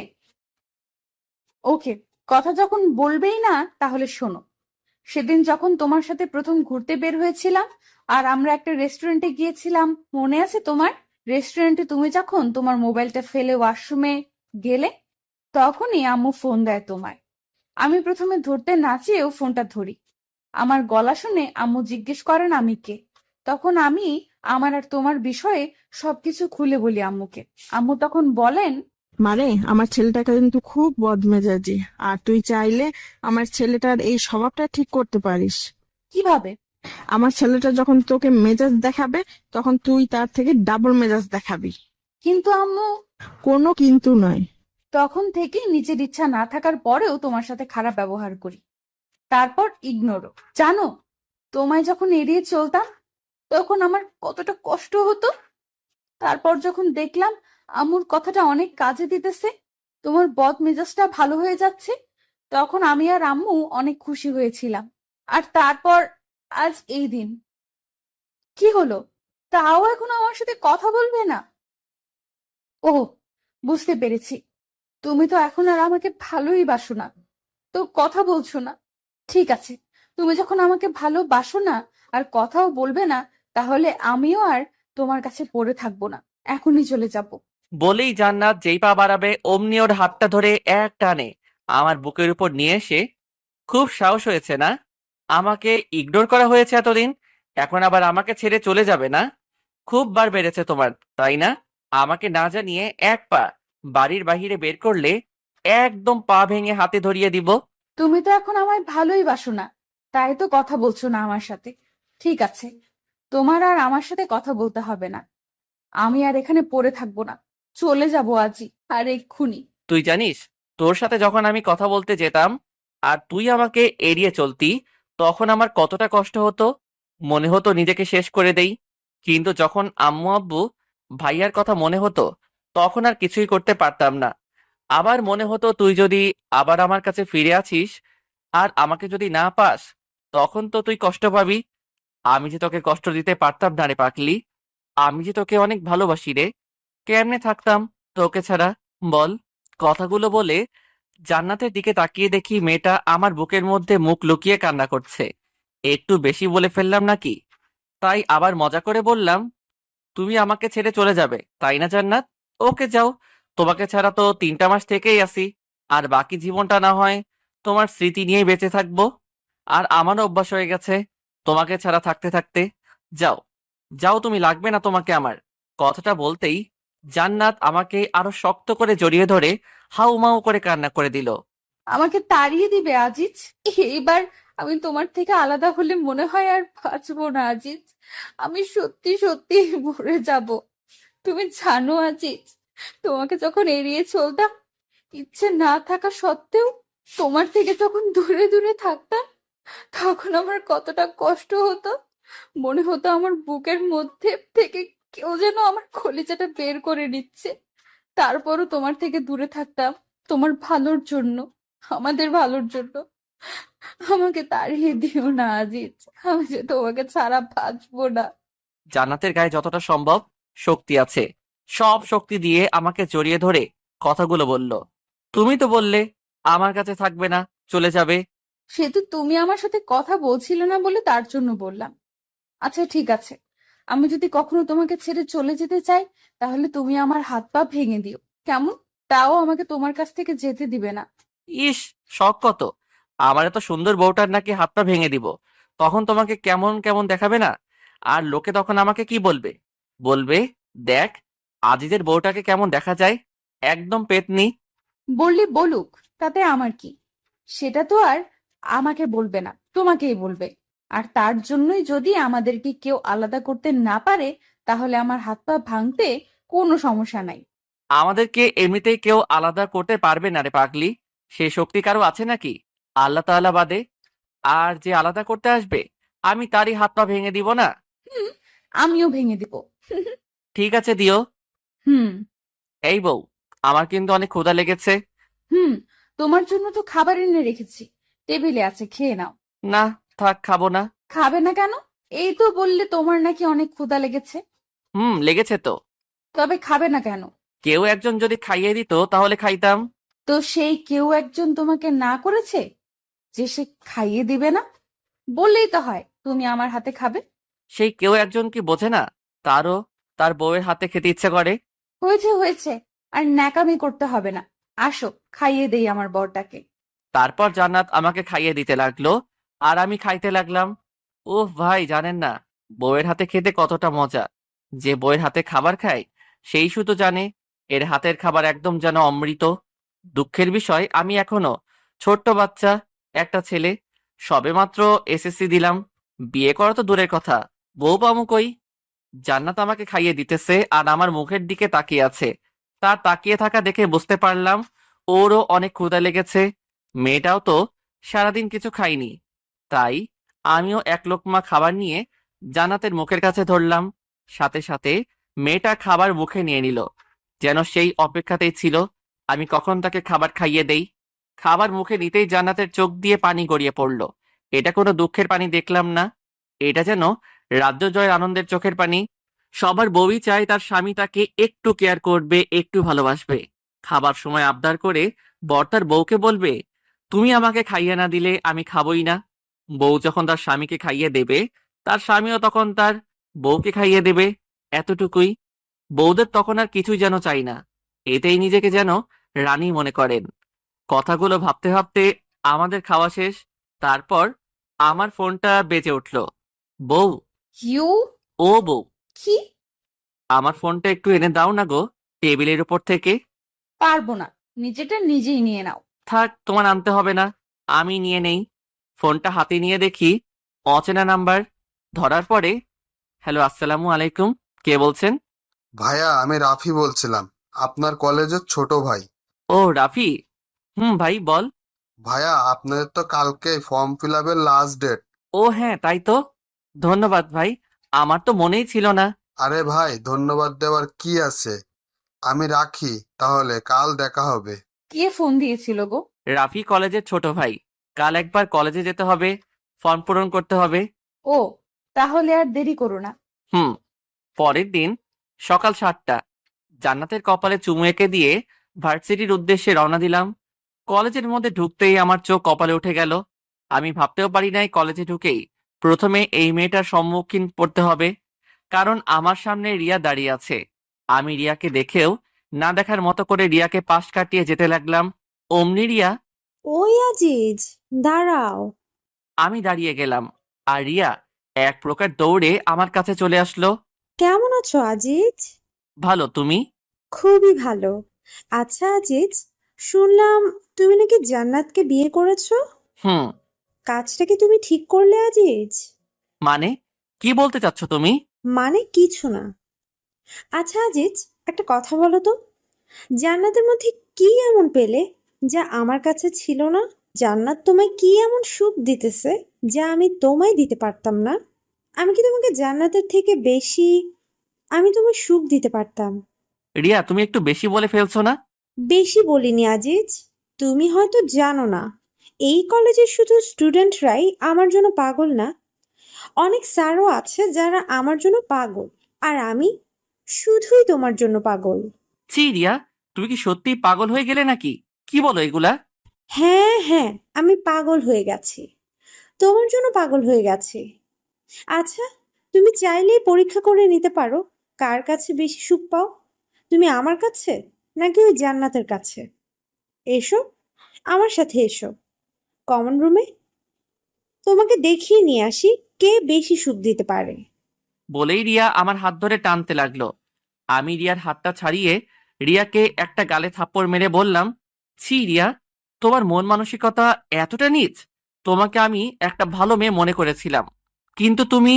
তুমি আমাকে মারলে আজিজ? তুমি হয়তো জানো না আজিজ, আমি যা চাই তাই পাই, দরকার পড়লে জোর করে আদায় করে নেই, আর যদি তাও না পাই তাহলে কাউকে পেতে দেই না। এমন কমন ডায়লগ সবাই দেয়, আমিও তোমাকে তার ব্যতিক্রম মনে করি না। হুম, আমি কি জিনিস তুমি এখনো জানতে পারোনি আজিজ। তুমি কি করতে চাচ্ছ? Wait and see. ও, সরি সরি, তুমি তো বেশিক্ষণ দেখতেও পারবে না। ওই, তোরা কোথায়? চলে আয়। সাথে সাথে অনেকগুলা ছেলে এসে আমাকে চারদিক দিয়ে ঘিরে নিল। তাদের সকলের হাতে হকি স্টিক আর স্ট্যাম্প। কয়েকটা ছেলেকে দেখে চিনতে পারলাম ওরা রিয়ার কাজিন হয়।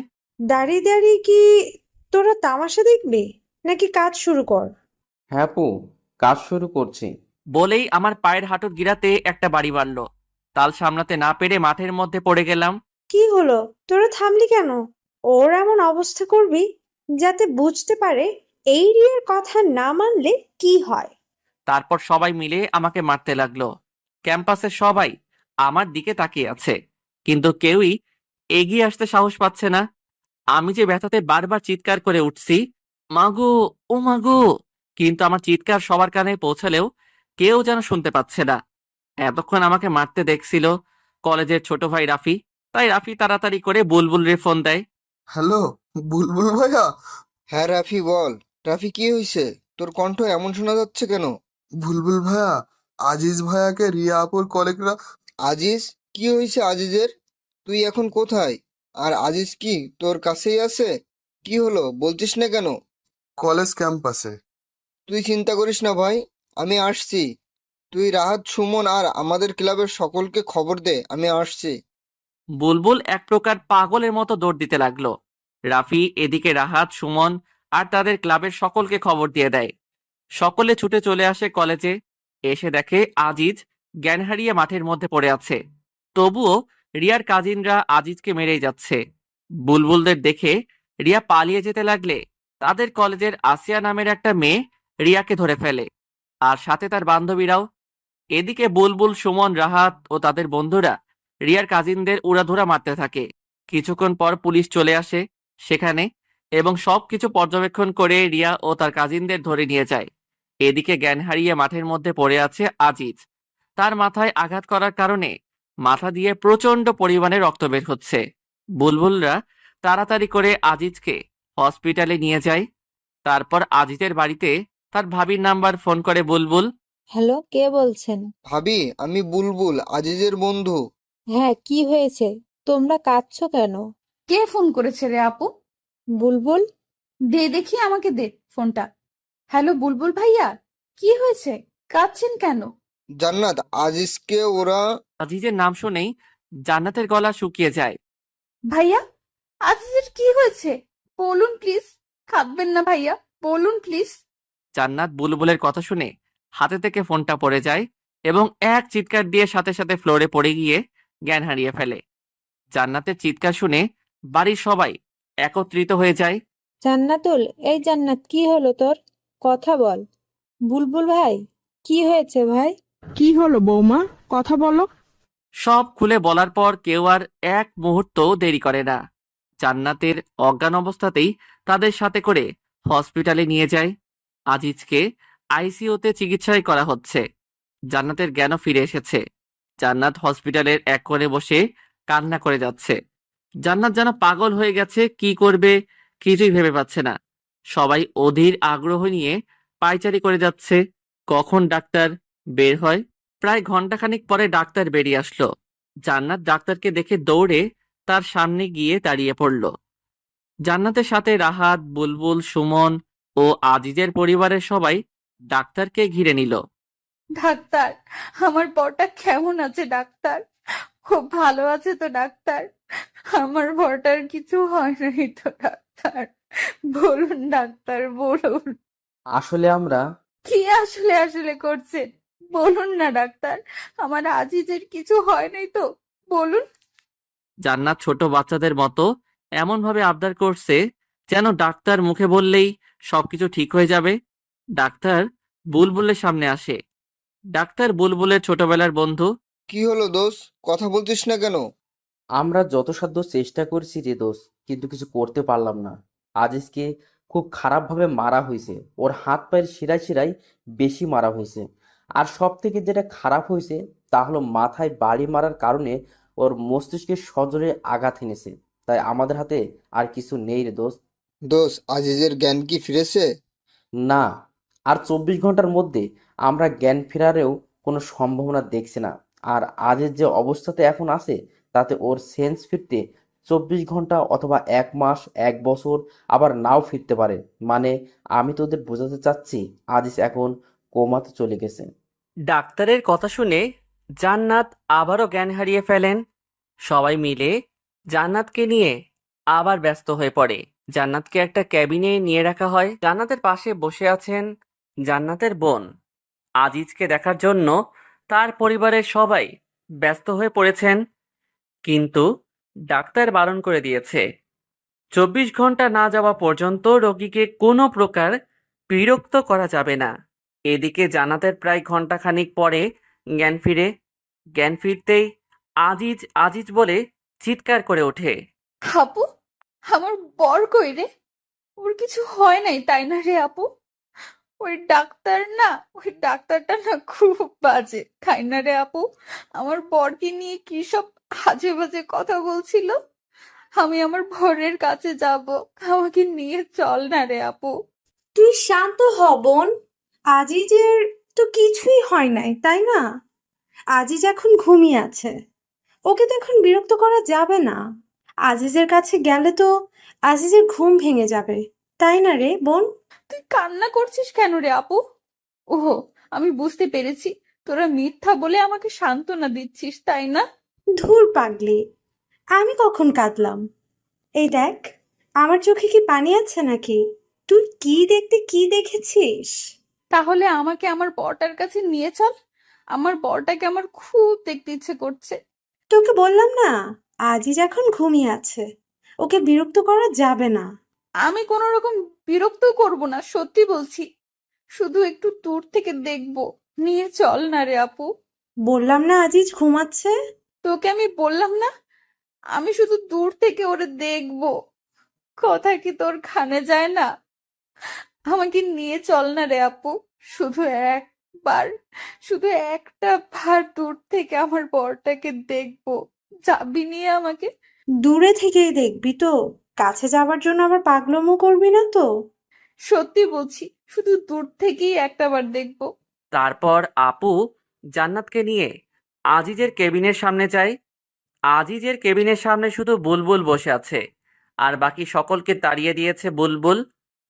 ও বলেছে সবকিছু একাই দেখতে পারবে, আর জান্নাতের কাছে রয়ে গেছে ওর আপু। জান্নাত ধীর পায়ে হাঁটতে হাঁটতে কেবিনের সামনে চলে আসলো। কাচের দরজা দিয়ে দেখা যাচ্ছে একজন সোজা টান হয়ে শুয়ে আছে, হাতে পায়ে আঘাতের চিহ্ন, মাথায় ব্যান্ডিজ, হাতে স্যালাইনের সুচ লাগানো। তারপরও জান্নাতের চিনতে ভুল হলো না, এটা ওর সব থেকে কাছের মানুষ, ওর বর। জান্নাত দরজার কাচের সাথে হেলান দিয়ে চোখের পানি ফেলতে ফেলতে ফ্লোরে বসে একদম স্তব্ধ নির্বাক হয়ে আজিজকে দেখতে লাগলো। এক সময় হুট করেই দাঁড়িয়ে জান্নাত ডাক্তার ডাক্তার বলে চিল্লাতে লাগলো। ডাক্তার, ডাক্তার, প্লিজ দরজাটা একবার খুলে দিন। আমি শুধু একটা বার আমার বরটাকে আদর করব, দেখবেন তাতে আমার বর সুস্থ হয়ে উঠবে। প্লিজ ডাক্তার, খুলে দিন না। সরি আপু, এখন এটা আমরা অ্যালাউ করতে পারি না। বোন, বোন, তুই শান্ত হ বোন। তুই না বললি কোনো পাগলামো করবি না? আপু দেখ না, আজিজের খুব কষ্ট হচ্ছে, ওনাদের বল না আমাকে একবার আজিজের কাছে যেতে দিতে। ভাইয়া, আপনি একবার ওদের বলুন না দরজাটা একবার খুলে দিতে। ডাক্তারটা তো আপনার বন্ধু হন, আপনার কথা শুনবে। প্লিজ ভাইয়া, একটাবার বলুন না। জান্নাত, জান্নাত তুমি শান্ত হও, আমি দেখছি কি করা যায়। দোস্ত, একটা বার কি জান্নাতের ভিতরে যেতে দেওয়া যায় না? দোস্ত দেখ, এতে হিতে বিপরীত হতে পারে। কিন্তু দোস্ত, একটা বার মেয়েটার কথা ভেবে দেখ, ও এখন কিসের মধ্যে দিয়ে যাচ্ছে। কিন্তু দোস্ত, কেন কিন্তু নয় দোস্ত, প্লিজ বিষয়টা একবার ভেবে দেখ। তারপর ডাক্তার কিছু একটা ভেবে দরজাটা খুলে দেন। জান্নাত আর এক মুহূর্ত দাঁড়িয়ে না থেকে দৌড়ে ভিতরে চলে যায়। আজিজের ঠিক পা বরাবর গিয়ে দাঁড়ায়, তারপর বসে পা দুটো জড়িয়ে ধরে। তুমি আমার সাথে মজা করছো তাই না বর? তোমাকে জানাই নাই যে আমাদের সম্পর্কের কথা সবাই জানে, তার জন্য আমার উপর অভিমান করে আছো তাই না বর? বিশ্বাস করো, আর কোনোদিন তোমার কাছ থেকে কোনো কথা লুকাবো না। প্লিজ, একটা বার কথা বলো, একটা বার তোমার এই মুখ দিয়ে বলো না আমাকে যে তুমি আমার একটি মাত্র দুষ্টু মিষ্টি আদরের বউ। আমাকে বলো না আমি পেতনি বউ। কি বলবে না? দেখো, এই পেতনিটার না খুব কষ্ট হচ্ছে। তুমি বলতে এই পেতনিটাকে তুমি কখনোই কষ্ট পেতে দিবে না, তাহলে কেন এই পেতনিটাকে কষ্ট পেতে দিতেছো? তুমি না সত্যিই খুব স্বার্থপর একটা মানুষ। কাল রাতেই না বললে আমাকে ছেড়ে কোনোদিন কোথাও যাবে না, আমাদেরকে কেউ আলাদা করতে পারবে না, যে আমাদের আলাদা করতে আসবে তারই হাত পা ভেঙে দিবে। তাহলে কেন আমাকে একা রেখে নিচেই চলে যাচ্ছ? বলো না, কথা বলো বর। তুমি আমার সাথে কথা না বললে কি হবে?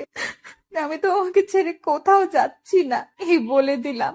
আর আমি তো তোমার সাথে সব সময় কথা বলেই যাব, তুমি আমার সাথে কথা বলো আর নাই বলো। 5 মাস পর আজিজ এখনো সেই আগের মতনই আছে।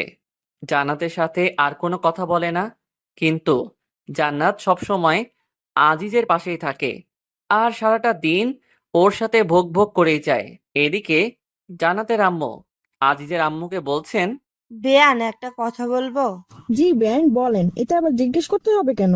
বেয়ান দেখেন, আজই যেভাবে পড়ে আছে, কম দিন তো হলো না। আর যে কথাটা বলতে চাইছি আপনি নিশ্চয়ই বুঝতে পারছেন। আমার মেয়ে জান্নাতের তো একটা ভবিষ্যৎ বলে কিছু আছে, তাই না বেয়ান? এভাবে আর কতদিন চলতে দেওয়া যায় আপনিই বলুন। আম্মু, তুমি কি বলছো এসব? বৌমা, উনি তো ঠিকই বলেছেন। আমার ছেলেটা তো আর ভালো নেই, আর জান্নাতেরও তো একটা ভবিষ্যৎ আছে। তাই আমার ছেলের জন্য তো আর জান্নাতের ভবিষ্যৎটা নষ্ট করতে পারি না। মা, আপনি আম্মুর কথায় কিছু মনে করবেন না। আর আম্মু, তুমি যা ভাবছো তা কিছুই হচ্ছে না। না মা, তা হয় না। বেআইন, চলেন আমরা এখনই হসপিটালে গিয়ে জান্নাতকে সব বুঝিয়ে বলবো। তারপর সকলে মিলে হসপিটালে চলে আসেন। এসে দেখে জান্নাত আজিজের গা মুছিয়ে দিচ্ছে। জান্নাত সকলকে দেখে। আরে আম্মু আপু, তোমরা তোমরা কখন এলে? এই তো মা, মাত্রই এলাম। তুই কি করছিলি রে মা? দেখো না আম্মু, তোমাদের ছেলেটার নাকি অনেক গরম ধরেছে, ওর গাটা মুছে দিচ্ছিলাম। জান্নাতের কথা শুনে আজিজের আম্মু মুখ চেপে কান্না করে দেন। আরে আম্মু, তুমি কাঁদছো কেন? দেখো না, আমি কি কখনো কাঁদি না নাকি? কই মা, এই দেখ আমি একদম কাঁদছি না। মারে, তোকে একটা কথা বলি। বলো। মারে, তুই আর আমার এই আদমারা ছেলেটার সাথে কতদিন থাকবি বলতো? তোরও তো একটা ভবিষ্যৎ আছে, তাই না রে মা? সেটাও তো ভাবতে হবে আমাদের। আজিজের আম্মু কথা শুনে জান্নাতের হাসি মাখা মুখখানা নিমেষে কালো হয়ে যায়। তুমি কি বলতে চাচ্ছো আম্মু? আমি আমার বরটাকে ছেড়ে চলে যাই, এটাই বলতে চাচ্ছো তাই না? হ্যাঁ রে মা, তুই একদম ঠিক ধরেছিস। আর কতদিন এই মিথ্যা জীবন কাটাবি বল? আম্মু, তোমরা যদি ভেবে থাকো আমার বরের কাছ থেকে আমাকে আলাদা করবে, তাহলে ভুল ভাবছো। কিন্তু মা, কোনো কিন্তু না। তোমরা এখন এখান থেকে যাও তো, আমার ভালো লাগছে না। বিশেষ করে তোমাদেরকে এখানে আমার একদমই সহ্য হচ্ছে না। বের হও প্লিজ। জান্নাত তাদেরকে এক প্রকার ধাক্কায় বের করে দিল। তারপর আজিজের মুখ সামনে মুখ এনে কান্না করতে করতে একটা কথা, এই 5 মাসে জান্নাত একটা দিনও কাঁদে নাই। প্রথম দিন বাদে সে আজিজের সাথে থেকে নিজেকে সুখী মনে করত। আজকে প্রথম কান্না করছে। বর, হ্যাঁ বর, তুমি ওদের কথা শুনেছো? ওরা তোমার কাছ থেকে আমাকে কেড়ে নিতে চায়, আমাদেরকে আলাদা করে দিতে চায়। তুমি না বলতে আমাদেরকে কেউ আলাদা করতে পারবে না, যে আলাদা করতে আসবে তুমি তার হাত পা ভেঙে দিবে। তাহলে এখন চুপ করে আছো কেন? চলো না, আমরা দুজন মিলে ওদের হাত পা ভেঙে দিব। ওঠো না গো বর, ওঠো। ও, এখন আমি বুঝতে পেরেছি, তুমি তো এখন আর আমাকে ভালোই বাসো না, তাই না? তাই তো কিছু বলছো না, তাই না? ঠিক আছে, তোমার কিছুই করতে হবে না। যে আমাদের আলাদা করতে আসবে, আমি একাই তার হাত পা ভেঙে দিব। জান্নাত আজিজের মুখের কাছে মুখ এনে এগুলো বলছে আর কান্না করছে। জান্নাতের চোখের পানি আজিজের মুখে গিয়ে পড়ছে, কিন্তু আজিজ যেমন ঠিক তেমনই আছে। জান্নাতের কথাগুলো যেন সে শুনতেই পাচ্ছে না। একসময় জান্নাত হুট করেই ডাক্তার ডাক্তার বলে চিৎকার করে ওঠে। জান্নাত অনবরত কেঁদে চলেছে। জান্নাতের চোখের পানি তার গাল বেয়ে গড়িয়ে আজিজের মুখের উপর এসে পড়ছে। জান্নাতের চোখের পানি এক ফোঁটা আজিজের চোখের উপর পড়তেই আজিজ চোখ টিপে দিয়ে ওঠে, সাথে হাতটাও হালকা নাড়িয়ে ওঠে। জান্নাতের চোখ আজিজের চোখের দিকে পড়তেই জান্নাতের মুখে হাসি ফুটে ওঠে। হ্যাঁ এই বর, তুমি তোমার চোখটা মাত্রই নাড়ালে তাই না? তার মানে তুমি আমার কথা শুনতে পাচ্ছ তাই না? কি হলো, কথা বলছো না কেন? আমি জানি তো তুমি আমার কান্না একদমই সহ্য করতে পারো না, তাই তো চোখের ইশারা করে আমাকে কান্না করতে বারণ করছো তাই না বর? ডাক্তার, ডাক্তার, কোথায় আপনারা? প্লিজ তাড়াতাড়ি আসুন ডাক্তার। কি হয়েছে? এমন উত্তেজিত হচ্ছেন কেন? দেখুন না, আমার বরটা একবার চোখ নাড়ানোর পরে আর নড়ছে না। আপনি প্লিজ উত্তেজিত হবেন না, আমাদের দেখতে দিন। How is possible? মানে, তুই কি বলতে চাচ্ছিস? ক্লিয়ার করে বলতো দোস্ত। দ্যাটস মিরাক্কেল দোস্ত। আজিজের নার্ভে ধীরে ধীরে সজাগ হয়ে উঠছে দোস্ত। আমরা এর থেকে এখন ভালো কিছু আশা করতে পারি।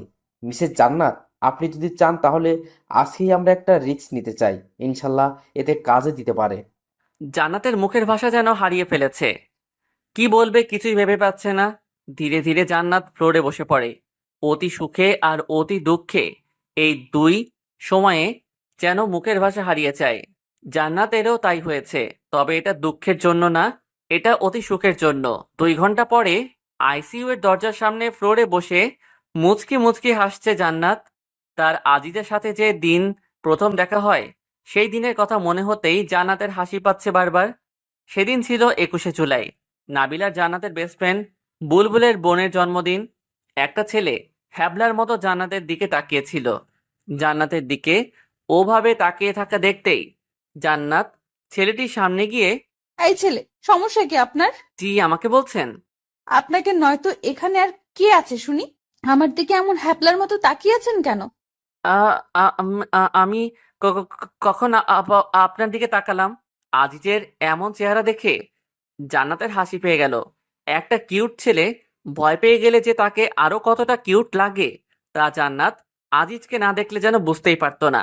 তারপরও জান্নাত হাসি লুকিয়ে মুখে আবারও রাগী ভাব এনে আজিজকে বলল, দেখুন, একদম মিথ্যা বলার চেষ্টা করবেন না। এত সময় ধরে আমার দিকে তাকিয়ে থেকে এখন বলছেন তাকাইনি? আপনি ছেলেটা খুবই ফাজিল। সরি। ও, এখন ধরা পড়ে গেছেন এজন্য সরি বলা হচ্ছে না? মেয়েদের দিকে হ্যাবলার মতো তাকিয়ে থাকতে লজ্জা করে না? আমি আপনার দিকে মোটেও ওভাবে তাকিয়েছিলাম না, আর তারপরেও সরি তো বললাম। তার মানে আপনি বলতে চাচ্ছেন আমি মিথ্যা বলছি? আর সরি বললেই কি সব সমস্যার সমাধান হয়ে যায় নাকি? দেখুন মিস, আপনি কিন্তু এমনি এমনি ঝগড়া করছেন আমার সাথে। কি বললেন আপনি? আমি ঝগড়ুটে? আমি আপনার সাথে ঝগড়া করছি? আমি আপনাকে কখন ঝগড়ুটে বললাম? মাত্রই বললেন আমি নাকি আপনার সাথে ঝগড়া করছি, এখন আবার বলছেন কথা বললাম। ধুর, আপনার সাথে কথা বলাটাই ভুল। বলেই রাখতে রাখতে সেখান থেকে অন্য জায়গায় চলে যায় আজিজ। আর এদিকে জান্নাত হাসতে হাসতে যেন শেষ। কি ভীত ছেলে রে বাবা! একটুতেই কেমন ভয় পেয়ে গেল, কিন্তু কথা বলতে ছেলেটা ভয় পেলে অনেক কিউট লাগে, একদম যেন কিউটের ডিব্বা। এরকম একটা কিউট ছেলেকেই তো খুঁজছিলাম এতদিন। এমন একটা কিউট বিএফ যদি আমার থাকতো, উফ, ভাবতেই কেমন কেমন লাগে। এখন যাই, ছেলেটাকে নাবিলার কাছ থেকে শুনে আসি। কি ঝগড়ুটে মেয়ে রে বাবা! একটু নাই তার দিকে তাকিয়েছিলাম, তাই বলে কি এভাবে পায়ে পাড়া দিয়ে ঝগড়া করবে নাকি? আমার জন্য সব মেয়েরা পাগল, আর এর দিকে তাকাতেই বাপরে বাপ। ভাগ্য ভালো এমন কোনো গার্লফ্রেন্ড আমার নেই, থাকলে তো জীবনটা তেনা তেনা বানিয়ে ছাড়তো। তবে গার্লফ্রেন্ড হলেও মন্দ হতো না, cause she is very cute girl. দোস্ত, এদিকে একটু শোন তো। বল। দোস্ত, ওই ছেলেটা কে রে? কোন ছেলেটাকে? ওই যে বুলবুল ভাইয়ের সাথে দাঁড়িয়ে দাঁড়িয়ে কথা বলছে সেই ছেলেটা। ও, ওইটা তো আজিজ ভাইয়া, ভাইয়ার বেস্ট ফ্রেন্ড। কেন রে, প্রেমে টেমে পড়ে গেলে নাকি আজিজ ভাইয়ার? ধুর, কিছু বলিস না। ছেলেটা আমার দিকে কেমন ড্যাব ড্যাব করে তাকিয়েছিল তাই বললাম। কি, আজিজ ভাইয়া তাকিয়েছিল তোর দিকে? আমার বিশ্বাস হয় না। ভাইয়াকে দেখে পছন্দ হয়ে গেছে, আর এখন আমার কাছে এসে ঢপ মারছিস, তাই না? তুই কি বলতে চাচ্ছিস? আমি দেখতে সুন্দরী না? আমার দিকে ছেলেরা তাকায় না, তাই তো? আমি কখন তোকে বললাম তুই সুন্দরী না? আমি তো বলছি আজিজ ভাইয়া কোনো মেয়ের দিকে ফিরেও তাকায় না, কিন্তু ভাইয়ার জন্য তো তাদের ভার্সিটির মেয়েরা আজিজ বলতে পাগল। ও, তাই বল। কি, প্রেমে পড়ে গেলি নাকি রে দোস্ত? তাতে একটু একটু পড়ে গিয়েছি রে দোস্ত, হেল্প কর না দোস্ত। ওকে ডান, বাট ট্রিট কিন্তু দিতেই হবে দোস্ত। ওকে, ট্রিট দিব যা, কিন্তু এমন কিছু করবি যাতে তোর আজিজ ভাইয়া নিজে এসে আমাকে প্রপোজ করে। আমি কিন্তু প্রপোজ করতে যাব না। ওকে দোস্ত, তাই হবে, তুই শুধু দেখ কি করি। তারপর নাবিলা তার ভাই বুলবুলকে সবকিছু বুঝিয়ে বলে। বুলবুল প্রথমে রাজি না হতে চাইলেও পরে জানাতে রিকোয়েস্টে আর বোনের মুখের দিকে তাকিয়ে রাজি হয়ে যায়। তারপর বুলবুল আজিজকে কি যেন বলে, সব ম্যানেজ করে নেয়, কিন্তু তা আর জান্নাত ও নাবিলাকে কিছু বলে না। আর সেই দিনেই আজিজ জান্নাতকে প্রপোজ করে। কি রোমান্টিক ভাবেই না প্রপোজ করেছিল সেদিন আজিজ জান্নাতকে। জান্নাত, এই জান্নাত, এত কি ভাবছিস বোন? হাসছিস কেন? আরে আপু, তুমি কখন এলে? আজিজের অপারেশন কি হয়ে গেছে? না, এখনো হয় নাই রে বোন, অপারেশন চলছেই। তবে আল্লাহর উপর ভরসা রাখ, এইবার তিনি আমাদের উপর মুখ তুলে তাকাবেন রে বোন, ইনশাআল্লাহ। আপু। কিছু সময় পরে ডাক্তার আইসিইউ থেকে বেরিয়ে আসলেন। ডাক্তারকে দেখে সবাই তার সামনে এসে দাঁড়ালেন। বাবা, আমার ছেলেটা ঠিক হয়ে গেছে, তাই না? দোষ আজিজ। স্যার, আমার বর। ডাক্তার, আমার বর। সরি, আমরা কিছু করতে পারলাম না, এই কথাটা এবার বলবো না। আলহামদুলিল্লাহ, অপারেশন সাকসেসফুল। মিস্টার আজিজ এখন সম্পূর্ণ সুস্থ আছেন। ডাক্তারের কথা শুনে সবার চোখ দিয়ে পানি বের হয়ে আসলো। তবে এটা কোনো দুঃখের পানি না, এটা হলো আনন্দের পানি। আমি আমার বরকে দেখবো ডাক্তার সাহেব, প্লিজ। অবশ্যই, কেন না। তবে ওনাকে এখন ঘুমের মেডিসিন দিয়ে ঘুম পাড়িয়ে রাখা হয়েছে।